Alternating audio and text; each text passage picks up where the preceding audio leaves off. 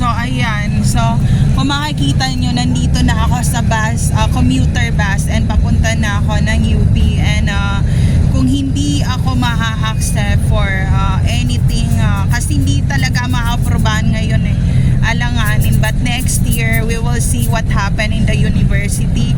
And also kailangan ko nang bumalik na naman ng ibang bansa. So kailangan kong bumalik ng ibang bansa, iisipin ko pa yung pamasahe ko. And di ba nanakawan na ako, so ang laki nung very tight yung budget, and ang daming leak or ang daming butas ng gastos ko talaga for simula ng nakalipat kami dito sa may Tres Terraces Condo, Lagro, Fairview, Manila, Philippines, Quezon City. But no matter what happened for the leak of the budget that happening to me right now, kaya ko pa naman mag-move on. So ayun, so dahil doon sa lugar na yon, because there's a war, ganyan, may gera, ang Delta Jet lang ang option. So ang Delta Jet ay meron lang 20 person na pwedeng sumakay sa Delta Jet. Hindi pwedeng madami kasi maliit yung eroplano,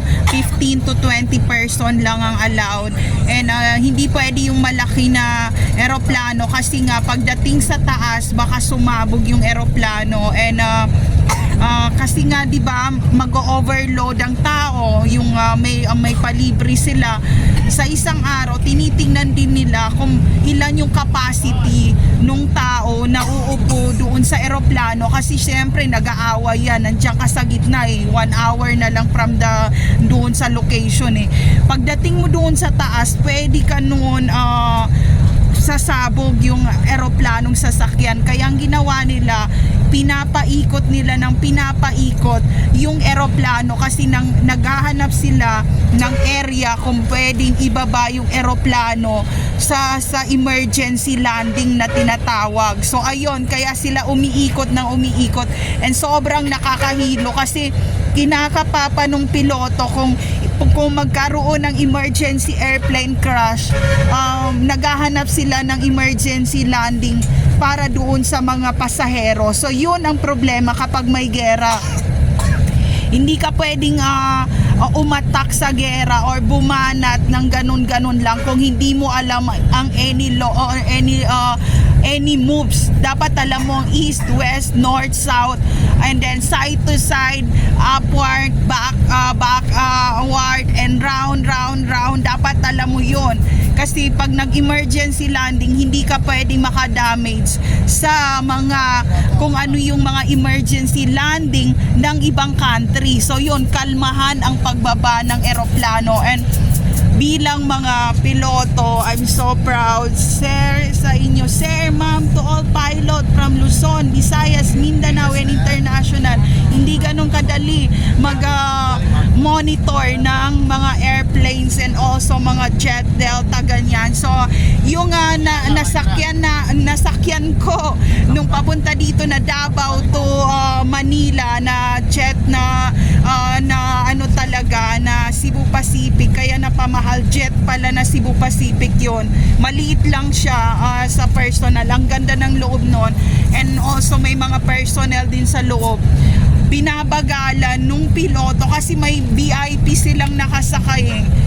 Binabagalan nila para hindi magkaroon ng issue. Yun ang problema kasi nung time na umuwi ako, maraming VIP sa jet, kaya bumabagal ang pag-akyat nila kasi syempre pag mag-emergency landing, kumbaga lahat ng tao nakasakay dyan, may life insurance yan kasi naka-computerize na yan. So kailangan mong bagalan ng ganun. Kaya nung pag ganun namin, parang nasa Ferris wheel kami na gumaganon kasi iniikot pa niya ng ganun talaga, and nararamdaman mo talaga pero ang bilis within 1 hour and 30 minutes nasa baba na kami. Ang problema nun, kailangan bagalan. So ayun, yun yung mga kailangan sa navigator. So navigator, yun. So ayun, punta na tayo ng UP. Ganun talaga kasi once nasa ganyan ka mga airlines ka, life insurance agad yan eh. Pag sumabog ka dyan, wala nang second time around or second chance or second life or new life or new beginning. Wala na. So ayun, yun, give importance all things around you and appreciate what you have right now.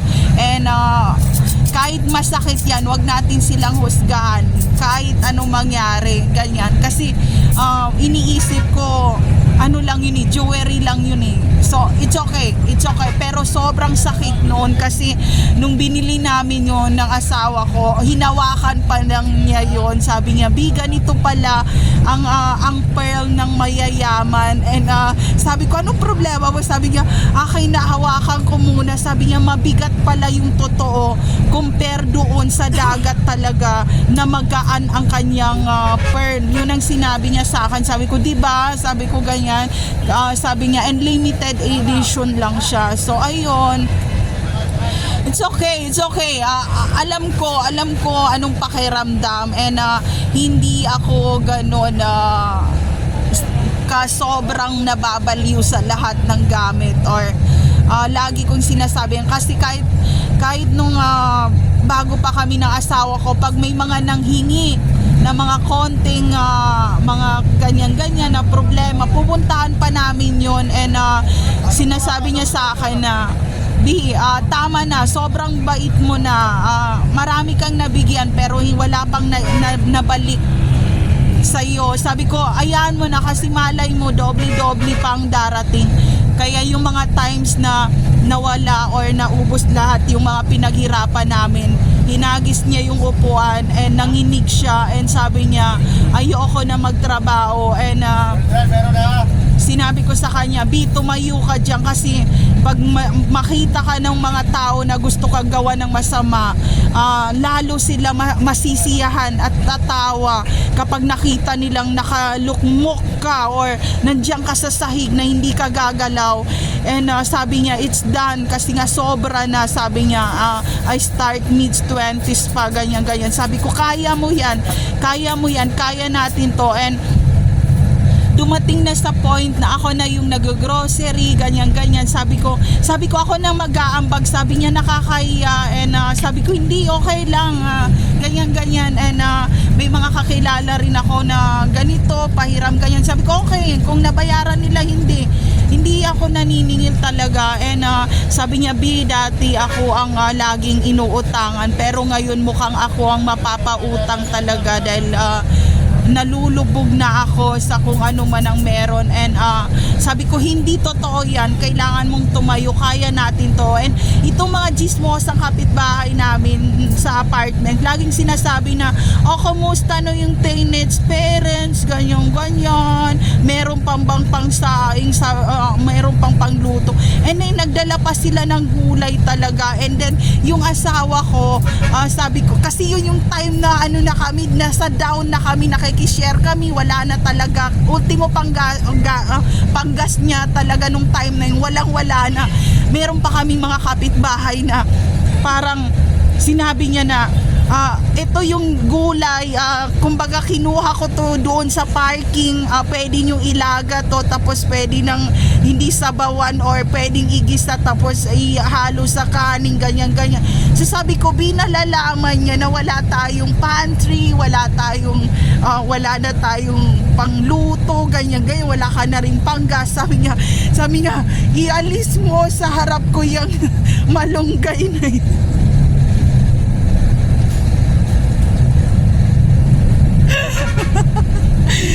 Sabi niya, "Di, itapon mo yung malunggay, itapon mo." Kasi nga parang naano siya. Sabi ko, "Hindi, lulutuin ko."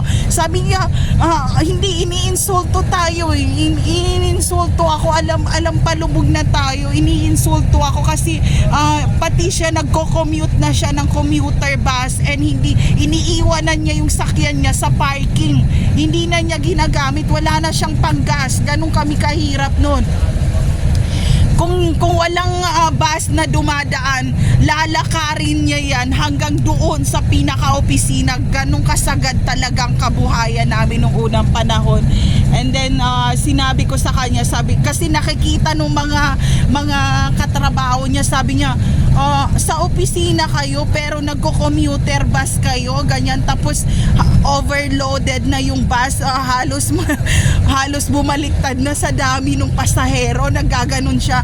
And then sabi ko, oh my God, what kind of neighbor it is, sabi ko, kasi nasa intensity of loneliness and sadness, and kumbaga zero balance na kami noon.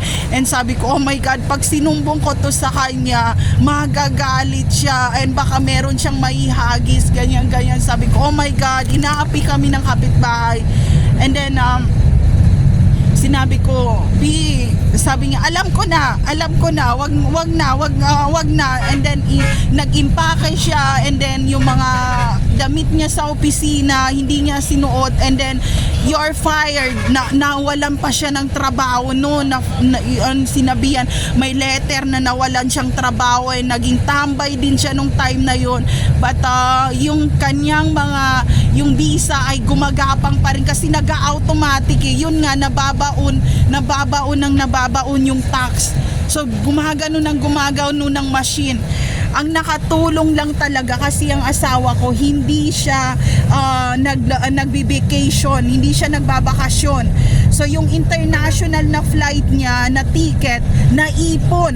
So habang nung time na yon na kinakain ng machine yung aming residential visa, doon kumukuha yung machine ng automatic doon sa mga credit na ticket na hindi namin nagamit.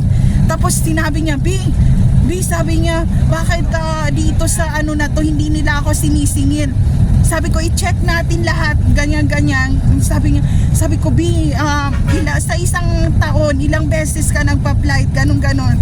And then, sabi niya, minsan 2 years or 3 years or 4 years, mga ganon din. Hindi ako umuwi ng isang taon kasi ayaw nila ibigay yung aking passport.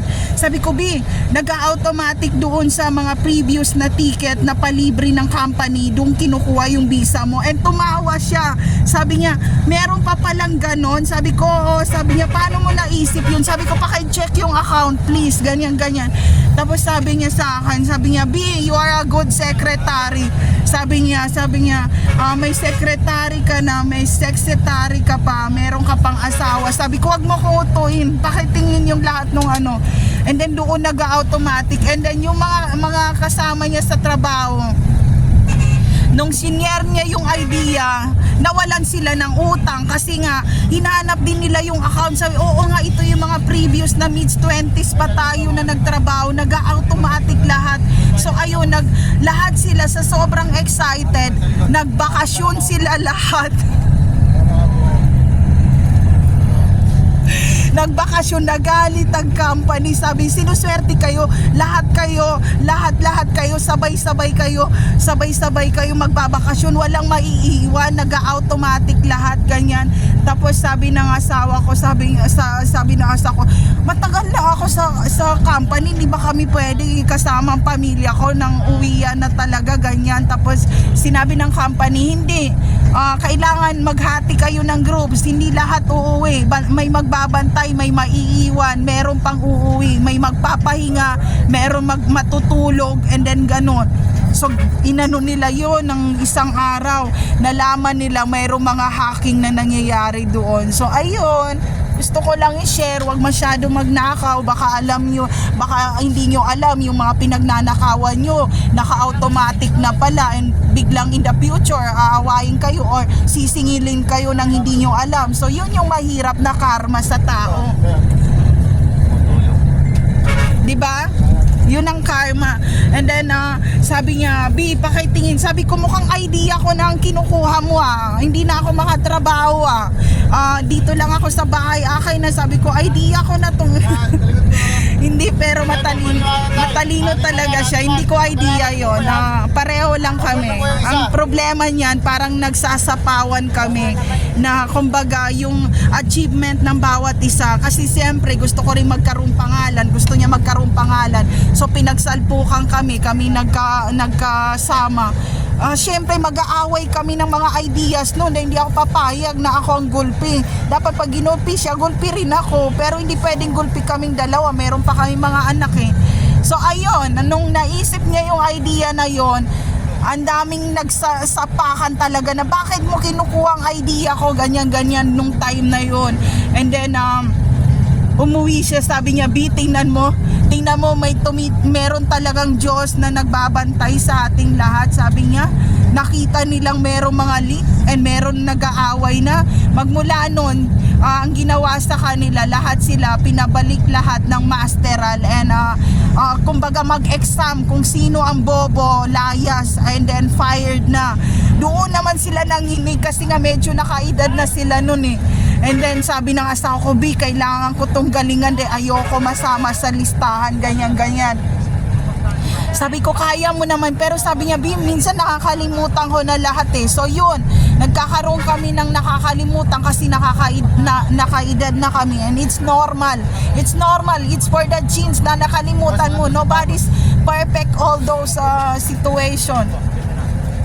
So ayun, kung konti lang ang nakapasa sa 10 na nag-retake nung time na yon, 5 ang nakapasa, 5 ang pinalayas, ang daming nagsalpukan, ang daming nagsuntukan.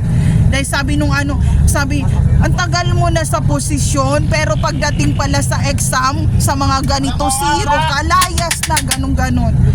Tapos pinalayas talaga, sabi ko, kahit ako 100, tapos siya 0, lumayas siya. Matagal na sila sa company, tapos sila papahirapan, ganyan. So ayun, sabi ko, buti naman at nagbawas. Kaya magmula noon, hindi na sila nagyayabang talaga. Wala nang yabangan. Ang nangyari, hindi sila nagpapansinan. At wala na rin nag-hi and hello. Wala na rin nagbibiruan. Wala na rin lahat seryoso na lahat. Dahil pag pinundot nila yung bus talaga, nag-automatic. And sabi niya, B, namimiss ko yung naghaharutang kami dito na nagsisigawan na ang bobo ni ganito, ang bobo ni ganyan. Pero hindi bobo na as in iniinsulto. Yung parang hi, hello, take a break muna, ganyan-ganyan. So namimiss nila yon. And sabi nung sa tingin mo ba pag mawalan ako ng posisyon sa dami ng mga pamilya ko, sa mga anak ko ngayon at magkakapo ako, sa tingin mo maka-hi and hello pa ako, ganyan-ganyan. Tapos nag-aaway na sila and it's common. And parang nung time na yon, bago itong COVID na to, nakakalungkot, di ba?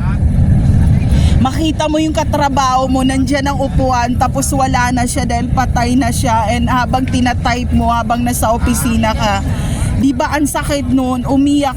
Kung umiyak ang asawa ko, umiyak siya. Sabi niya, nakakalungkot pala pag walang kalaban.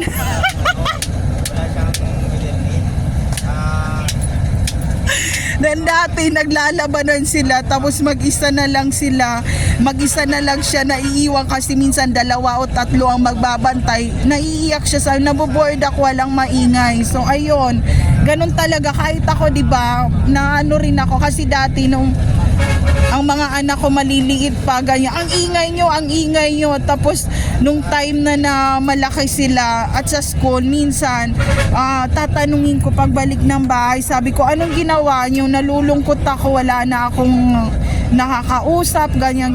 So ganon, mayroong mga time, di ba, ang sakit mawala ng mahal sa buhay. Hindi lang mahal sa buhay, pati yung mga katrabaho o mga malapit sa'yo. Ang sakit talagang mawala ng mga taong nakakakilala sa'yo. So ayun, nalulungkot lang ako. So ito, malapit na ako sa Quezon City Circle. Ayan.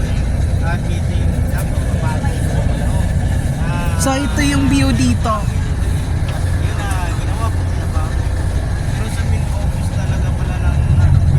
Tapos nung time na nagpapanggap kami na may gas talaga, yung mga dati niyang kaaway, naka 4 wheels car na nun. And then sa amin, sad-sad na kotse. Pag nagkikita-kita sila sa traffic light, grabe yung mga isnaban talaga, as in nag-aaway sila ng patago. And sabi ko, B, yung dating commuter noon, ngayon naka 4 wheels na ngayon. And tingnan mo tayo, sad-sad na yung sasakyan pero wala pa rin tayong bahay sa Pilipinas. Sabi niya, stop it na, B, nadidepress ako pag ano yan. Sabi niya, sa totoo lang hindi naman siya matalino para sa posisyon na meron siya ngayon. Yun ang sinabi ng asawa ko sa amin ko, dapat lang lumaban tayo, ako isisiro mo ko, ganun-ganun ako. Sabi, sige, gatungan mo pa ako din. Ilalagay naman natin sa maintenance tong sakyan, dahil mababasag na naman gusto nito.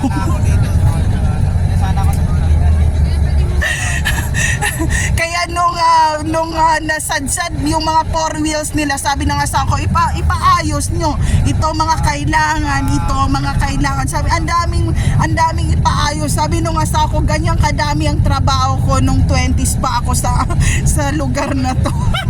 Parang bumabawi siya. So yun, bawian tayong lahat. Huwag ako, ang sakit talaga pag ako, ang sakit. Naka Luzon, Visayas, Mindanao and international na ako, ang sakit mo bumawi sa akin. Sige lang. So sige lang.